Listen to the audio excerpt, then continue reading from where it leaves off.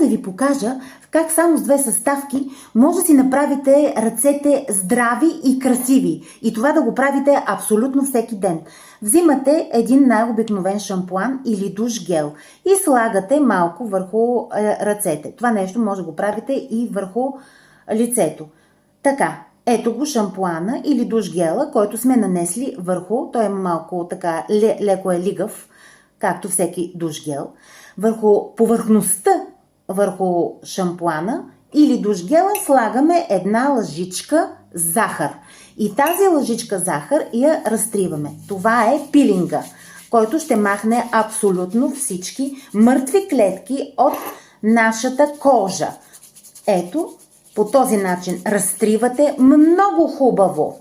След като разтриете, вашите ръце стават бели, здрави и красиви. Допълно